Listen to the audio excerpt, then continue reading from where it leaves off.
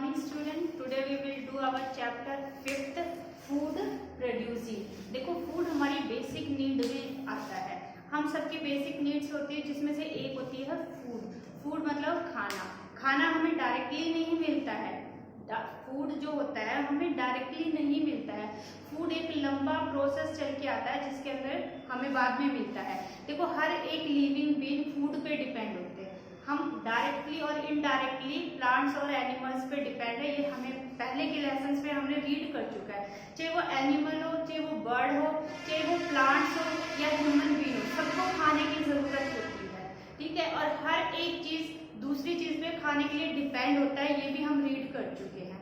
जैसे हम प्लांट्स और एनिमल पे दोनों पे डिपेंड होते हैं खाने के लिए. हमें फूड कहाँ से मिलता है? ठीक है. फूड हमारे लिए कहाँ से आता है? फूड डायरेक्टली हमें खाना हमारे घर में परमानेंट तो नहीं रहता. हम खरीद कर लेकर आते हैं ना. चावल है, रोटी है, उसके लिए आटा बनता है. पहले हम गेहूं लाते हैं, गेहूं से आटा बनाते हैं, उसके बाद उसकी रोटियां बनती हैं. तो डायरेक्टली हमें गेहूं भी नहीं मिलता. गेहूं को भी एक लंबा प्रोसेस चलता है, उसके बाद वो गेहूं बनकर आता है. तो इसी तरह से जो फूड का ये जो लंबा प्रोसेस चलता है वो इस चैप्टर में हम रीड करेंगे. देखो फूड कहाँ से, फूड क्या होता है? खाना. खाने में क्या आता है? रोटी आती है, चावल आते हैं, वेजिटेबल्स आती हैं, दालें आती है, ये सब चीजें आती हैं. ये कहाँ से आते हैं? हम बाजार से लेके आते हैं. ठीक है. बाजार वालों के पास कहाँ से आती है? वो गोडाउन्स वगैरह से या बड़े बड़े सेलर से खरीदते हैं. उनके पास वो चीजें कहाँ से आती है? किसानों से आती है. क्यों? क्योंकि किसान उसको प्रोड्यूस करते हैं. किसान खेती करते हैं तो वो हमारे लिए खाना बनाते हैं. हमारा अब टॉपिक है फार्मर्स. जैसे कि किसान हमारे लिए खाना बनाते हैं. तो किसान नॉर्मली तीन तरह के किसान जो होते हैं वो डिवाइड किए गए 3 कैटेगरीज में. काइंड ऑफ फार्मर्स में मेनली किसान 3 तरह के होते हैं. First one is big farmer. है बिग फार्मर क्या होते हैं? वो किसान जिनके पास बहुत ज्यादा जमीन होती है. वो किसान जिनके पास बहुत ज्यादा हैव लार्ज प्लॉट, मतलब इनके पास बहुत सारी जमीन होती है जिसपे ये खेती करते हैं. इन्हें हम कहते हैं बिग फार्मर्स. सेकेंड नंबर पे आते हैं मार्जिनल फार्मर. इनके पास जो जमीन होती है वो बहुत ही कम होती है. Small have small plot. जो बिग फार्मर होते हैं उनके पास बहुत सारी जमीन होती है. उस जमीन पे ये काम करते हैं, मतलब खुद काम नहीं करते, ये मजदूरों से काम करवाते हैं. और इससे इनको बहुत बड़ा बेनिफिट भी होता है. इनकी जो इनकम होती है वो भी बहुत ज्यादा होती है. इनको हर साल बहुत ज्यादा जो क्रॉप प्रोडक्शन पे उनको बहुत ज्यादा बेनिफिट मिलता है, बहुत ज्यादा फायदा मिलता है. लेकिन जो स्मॉल फार्मर होते हैं उनके पास बहुत कम जमीन होती है खेती करने के लिए. देखो जो बिग फार्मर्स होते हैं उनके पास कल्टीवेट करने के लिए खुद के ही जो औजार वगैरह होते हैं वो खुद के होते हैं. जैसे ट्रैक्टर वगैरह की नीड होती है खेती करने के लिए, तो इनके पास खुद के ट्रैक्टर होते हैं जिससे ये खेती करते हैं. इनका इतना खर्चा भी नहीं होता है. लेकिन जो स्मॉल फार्मर्स होते हैं उनको छोटी छोटी जरूरतों के लिए पैसों की नीड होती है. जैसे कि बीज, उन्हें अच्छा बीज चाहिए रहता है, फर्टिलाइजर खाद चाहिए रहती है, और खेती करने के लिए जो औजारों की भी जरूरत पड़ती है, जो ट्रैक्टर वगैरह है उससे और भी बहुत सारे काम करवाते हैं ये. तो उन सब के लिए इनको पैसों की जरूरत पड़ती है. तो वो पैसे ये लोन लेके तो काम करते हैं. स्टार्टिंग ये खेती करने से शुरू करते हैं तो ये लोन लेकर खेती करना शुरू करते हैं, क्योंकि पहले ये बीज खरीदते हैं. बीज खरीदने के लिए भी पैसा चाहिए, फिर ये खाद खरीदते हैं, सिंचाई के लिए भी चाहिए रहता है. तो ये ना उन पैसों को लोन लेते हैं और उसके बाद में खेती करते हैं. जब इनकी क्रॉप पूरी तरह से तैयार हो जाती है, फसल तैयार होने के बाद उसको बेचते हैं, तो आधे से ज्यादा अमाउंट तो इनका उसी फसल का जो लोन लिया होता है उसको चुकाने में ही चला जाता है. तो इनको इतना बेनिफिट भी नहीं होता. ये अपनी बेसिक नीड ही पूरी कर पाते हैं, मे भी वो भी पूरी ना हो. लेकिन जो बिग फार्मर्स होते हैं उन्हें बहुत ज्यादा बेनिफिट होता है इस क्रॉप प्रोडक्शन में, और वो फाइनेंशियली बहुत ज्यादा रिच होते हैं. लेकिन जो स्मॉल फार्मर्स हैं वो अपनी जैसे बेसिक नीड ही पूरी कर पाते हैं. अगर अच्छे से एप्रोप्रिएट फसल न हो तो वो बल्कि लॉस में भी चले जाते हैं बहुत बार. नेक्स्ट टॉपिक आता है हमारा. नेक्स्ट फार्मर होते हैं टेनेंट फार्मर. ये क्या होते हैं? ये वो किसान होते हैं जिनके पास जमीन होती ही नहीं है. मतलब वो अपने जीवन यापन के लिए दूसरे लोगों के खेतों में काम करते हैं. और अगर खेतों में देखो साल भर तो काम रहता नहीं है, बीच में ऐसा भी टाइम पीरियड होता है जब काम नहीं होता. तो टाइम पे वो काम की तलाश में दूसरे शहरों में जाते हैं या दूसरी जगह पे जाके काम ढूंढते हैं। ये पूरे साल भर दूसरे लोगों के लिए ही काम करते हैं और उसी के अकॉर्डिंग अपना जीवन यापन करते हैं। अब नेक्स्ट टॉपिक आता है हाउ फूड इज प्रोड्यूस, खाना कैसे मिलता है, जो खाना हम खाते हैं वो कैसे प्रोड्यूस होता है। देखो फूड प्रोडक्शन किसान का काम होता है, किसान को भी बहुत मेहनत करनी पड़ती है तब जाके प्रोडक्शन शुरू होता है। खेती ऐसे ही नहीं की जाती, खेती में बहुत ज्यादा मेहनत करनी पड़ती है किसान को। सबसे पहले वो सॉइल को प्रिपेयर करता है, सॉइल प्रिपरेशन का काम करता है। उसके बाद में क्या होता है, उसको चाहिए, देखो अगर अच्छे किस्म के वो बीज का इस्तेमाल नहीं करेगा तो उसकी फसल भी अच्छी नहीं होगी, तो उसे हर एक चीज का ध्यान रखता है। उसे सबसे पहले गुड क्वालिटी ऑफ सीड लेने पड़ते हैं, जो उसके सीड हो वो अच्छे क्वालिटी के होने जरूरी होते हैं। उसके बाद मैन्योर और फर्टिलाइजर, मैन्योर क्या, ये दोनों ही खाद होती है, मैन्योर और फर्टिलाइजर दोनों ही खाद होती है। इन दोनों का काम क्या होता है, सॉइल को फर्टाइल बनाना, मतलब उपजाऊ बनाना। जो मिट्टी होती है वो बहुत, मतलब फसल की इतनी अच्छी प्रोडक्शन नहीं दे पाती है, लेकिन अगर उसमें हम खाद या फर्टिलाइजर डाल देते हैं तो उसकी जो प्रोडक्शन है वो इंक्रीज हो जाती है। तो जो मैन्योर होती है वो क्या होती है, नेचुरल फर्टिलाइजर होता है, नेचुरल फर्टिलाइजर होता है। और जो फर्टिलाइजर होता है वो मैन मेड होता है। नेचुरल यानी कि ये काउ डंग वगैरह या कूड़े वगैरह से जो इकट्ठा होता है उसी से बना लेते हैं घर पे ही लोग। जो वेजिटेबल्स का वेस्ट होता है या और घर का जो वेस्ट होता है, काउ डंग वगैरह होते हैं, उनसे बनती है। एंड जो फर्टिलाइजर होता है वो मैन मेड होता है, वो केमिकल से बना हुआ होता है। उसमें बहुत सारे केमिकल वगैरह यूज किए जाते हैं जो सॉइल की फर्टिलिटी को इंक्रीज करते हैं। नेक्स्ट होता है इरिगेशन, इरिगेशन मतलब सिंचाई। अब देखो इरिगेशन, कुछ लोग तो सिंचाई के लिए खुद के ट्यूबवेल, कुएं वगैरह, वेल, ट्यूबवेल या सबमर्सिबल कुछ भी खोद लेते हैं और उससे सिंचाई का काम करते हैं। लेकिन कई जगह पर पानी की फैसिलिटी नहीं होती है, पानी बहुत ही नीचे लो होता है, तो वहाँ पे कुआं वगैरह नहीं खोदा जा सकता, तो वो लोग रेन वाटर पे डिपेंड रहते हैं कि बारिश होगी तो फसल होगी, बारिश नहीं होती तो उनकी फसल भी नहीं होती। तो इरिगेशन में सिंचाई की भी बहुत ज्यादा फूड प्रोडक्शन में जरूरत होती है। अब हमारा नेक्स्ट टॉपिक देखो, जब बारिश होती है, हम ये टॉपिक कर रहे थे इरिगेशन, इसके अंदर जैसे बारिश होती है, ठीक है, अगर एप्रोप्रिएट अमाउंट में बारिश होती है तो हमारी फसल बहुत अच्छी होती है। लेकिन अगर मान लो बारिश एप्रोप्रिएट अमाउंट में नहीं होती, कम हो जाती है, तो भी हमारी फसल खराब हो जाती है। लेकिन अगर बारिश बहुत ज्यादा हो जाती है तो भी हमारी फसल खराब हो जाती है। मतलब कि सफिशिएंट अमाउंट में बारिश होना जरूरी है। कुछ लोग उसी वाटर को यूज भी करते हैं, जैसे इनसफिशिएंट अमाउंट में बारिश होती है, बहुत ज्यादा बारिश होती है, तो वो क्या करते हैं, उस वाटर को स्टोर करके रख लेते हैं। वो डैम्स वगैरह बनाएंगे और उस वाटर को स्टोर कर लेते हैं फ्यूचर में, ताकि उसी पानी को यूज करके वो खेती कर सके। वो डैम हो गया टू स्टॉप रेन वाटर, मतलब रेन वाटर जो भी एक्स्ट्रा रेन वाटर होता है उसको सारे को स्टॉक कर लेंगे और नेक्स्ट टाइम पे उसी पानी को फिर वो यूज कर लेते हैं। नेक्स्ट है एग्रीकल्चर प्रैक्टिसेस। एग्रीकल्चर देखो, जो खेती की जाती है उसमें जो भी प्रैक्टिसेस की जाती है उनको कहते हैं एग्रीकल्चर प्रैक्टिसेस। इसके अंदर फर्स्ट होता है प्रिपरेशन ऑफ सोइल। जब किसान कोई भी फसल उगाता है तो सबसे पहले काम क्या करता है, वो जितने भी काम करते हैं फसल उगाने के से लेके, स्टार्टिंग से लेके और लास्ट में फसल पूरी पक जाने तक जो भी प्रोसेस होते हैं उन्हें कहते हैं एग्रीकल्चर प्रैक्टिसेस। इसमें फर्स्ट वन आता है प्रिपरेशन ऑफ सोइल। इसमें किसान क्या करता है, सोइल को प्रिपेयर करता है। देखो ऐसे ही कोई खेत में जाके बीज डाल देगा तो फसल उग नहीं जाती है, उसके लिए सबसे पहले उसे सोइल प्रिपेयर करनी पड़ती है, उसकी जुताई वगैरह की जाती है। उसमें या तो किसान हल वगैरह इस्तेमाल करते हैं या फिर आजकल ट्रैक्टर चल रहे हैं, तो ट्रैक्टर की मदद से उसकी जो मिट्टी होती है उसको प्रिपेयर किया जाता है, उसको उलट पुलट करके उसकी खुदाई करके उसको सॉफ्ट बनाया जाता है। उसके बाद में सेकंड होता है बाय प्लगिंग। उसके बाद में उसमें खुदाई वगैरह करके उसमें अच्छे से प्रिपेयर, उसको इक्वल लेवल पे लाया जाता है। देन सोइंग ऑफ सीड, उसके अंदर बीज बोए जाते हैं। उस जो एरिया होता है खेती के लिए, जो जगह होती है वहां पर बीज बोए जाते हैं। उसके बाद में application of manure and fertiliser, उसमें खाद और फर्टिलाइजर्स डाले जाते हैं ताकि जो बीज होता है वो अच्छे से अंकुरित होकर सॉइल की फर्टिलिटी इंक्रीज हो जाए और वो बीज अच्छे से अंकुरित हो जाए। नेक्स्ट टॉपिक आता है इरिगेशन, सिंचाई। जैसे ही हमने बीज बो दिया, खाद डाल दी, तो अब क्या चाहिए, उसको पानी चाहिए, तो हम उसको सिंचाई करते हैं, पानी देते हैं। उसके बाद में आता है वीडिंग।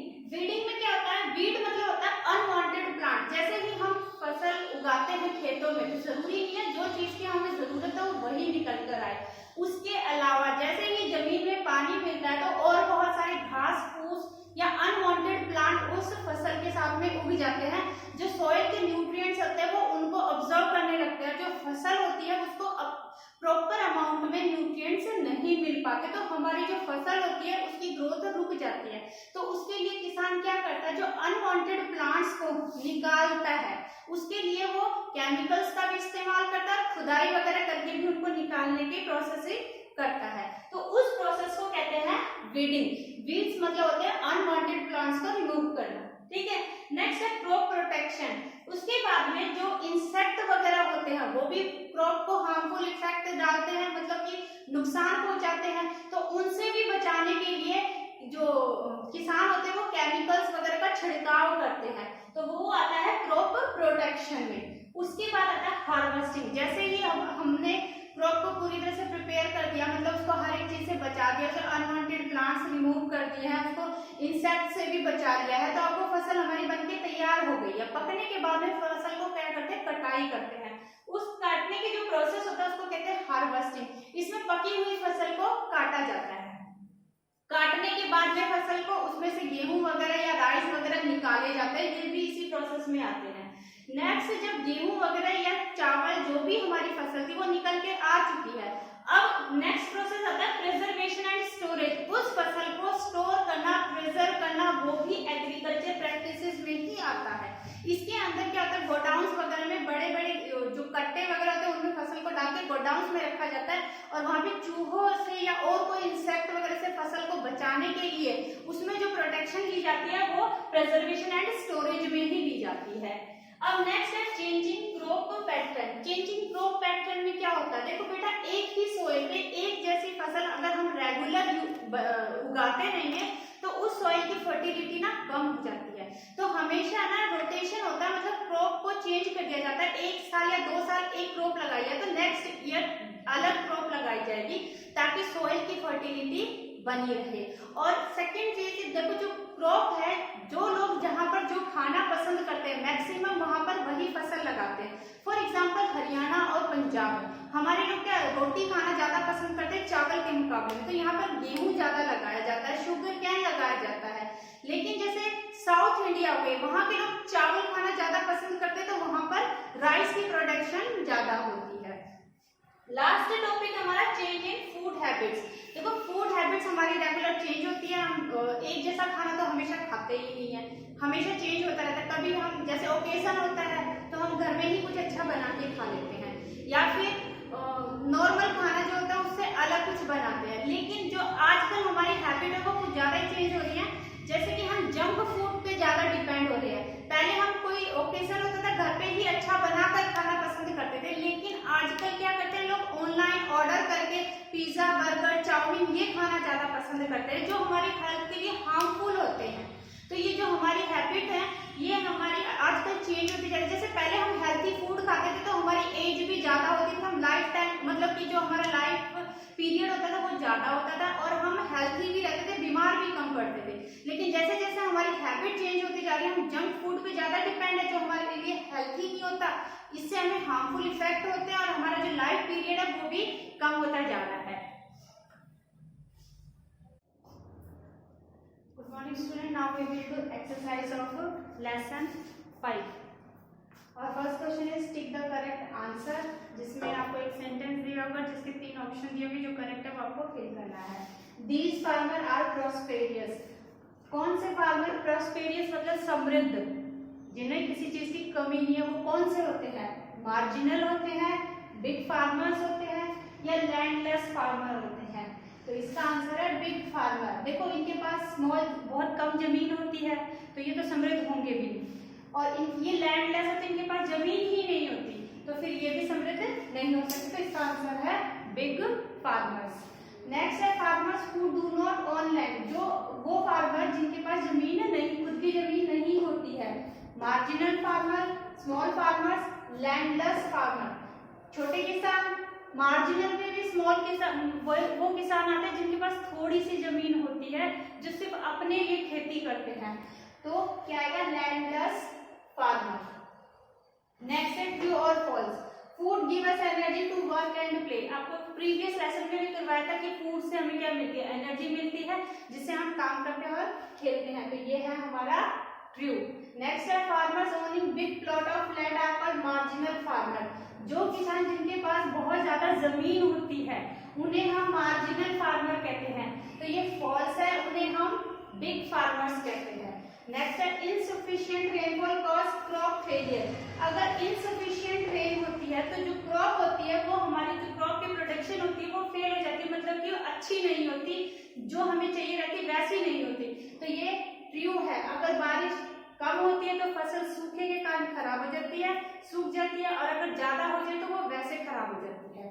नेक्स्ट है big farmers sell their produce in the market. जो बड़े बड़े किसान होते हैं वो अपनी प्रोडक्शन को मार्केट में सेल करते हैं, तो ये राइट है, ट्रू। ये एक्सरसाइज हमारी कंप्लीट हो गई है। Now we will do question answer of lesson 5. Our first question is what are the different kind of farmers in India? मैंने आपको पहले बताया था फार्मर 3 प्रकार के होते हैं इंडिया में। First one is big farmer जिनके पास बहुत ज्यादा जमीन होती है, सेकंड मार्जिनल फार्मर जिनके पास बहुत कम जमीन होती है, एंड टेनेंट फार्मर जिनके पास बिल्कुल जमीन नहीं होती, जो दूसरे के खेतों में काम करते हैं। फर्स्ट फिर से देखो, बिग फार्मर जिनके पास बहुत ज्यादा जमीन होती है, मार्जिनल फार्मर जिनके पास बहुत कम जमीन होती है, टेनेंट फार्मर जिनके पास जमीन ही नहीं होती, जो काम दूसरे के खेतों में करते हैं। Second question, what hardship do small farmers face. जो छोटे किसान होते हैं उनको क्या क्या प्रॉब्लम्स फेस करनी पड़ती हैं, तो ये 2 प्रॉब्लम्स मैंने यहाँ लिखी हुई है। फर्स्ट वन देखो, small farmers do not earn enough money. जो स्मॉल फार्मर होते हैं उनको ज्यादा पैसे नहीं मिलते हैं, जो भी खेती वगैरह करते हैं उसमें उनको ज्यादा प्रॉफिट नहीं होता है। They may not able to repay the loan they take for seed, fertilizer, tool and other expenses। मतलब कि जो खेती करने के लिए वो बीज खरीदते हैं, खाद खरीदते हैं और भी पेस्टिसाइड्स वगैरह जो भी खरीदते हैं, तो उन चीजों को खरीदने के लिए जो वो लोन लेते हैं, बहुत बार तो ऐसा होता है कि उस लोन को भी वो रीपे नहीं कर पाते, उस लोन को वो दे नहीं पाते हैं।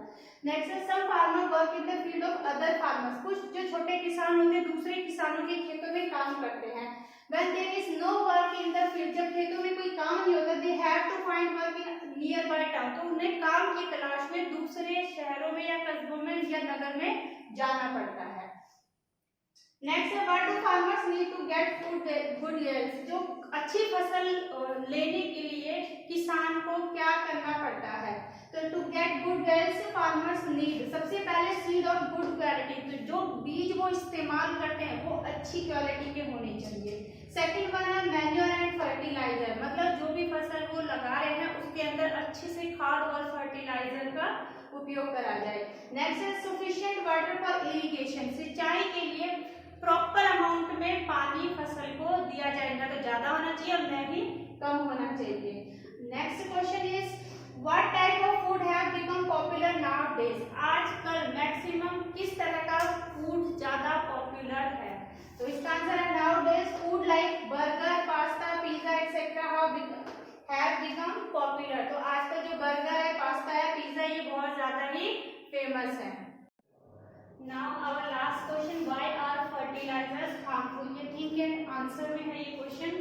फर्टिलाइजर हमारे लिए हार्मफुल क्यों होती हैं, तो the excessive use of fertilizer changes the chemical nature of soil and makes the soil less fertile।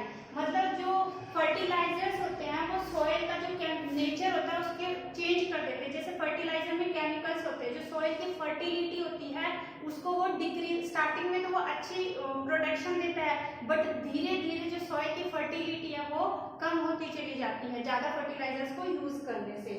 Second है the excessive use of fertilisers cause water pollution in ponds, lake and rivers. अगर हम ज्यादा fertilisers का use करते हैं तो वो है ना वाटर को पोल्यूट करते हैं। जैसे जमीन के अंदर हम केमिकल्स को डालेंगे तो जैसे ही बारिश वगैरह होती है तो वो पानी बहकर नदियों में, तालाब में या कहीं पर भी जाता है तो ये वहां पर वाटर पॉल्यूशन क्रिएट कर देता है, जिसके कारण पोन्ड, लेक और जो रिवर है वो सारे के सारे पॉल्यूटेड हो जाते हैं। ये चैप्टर हमारा कंप्लीट हो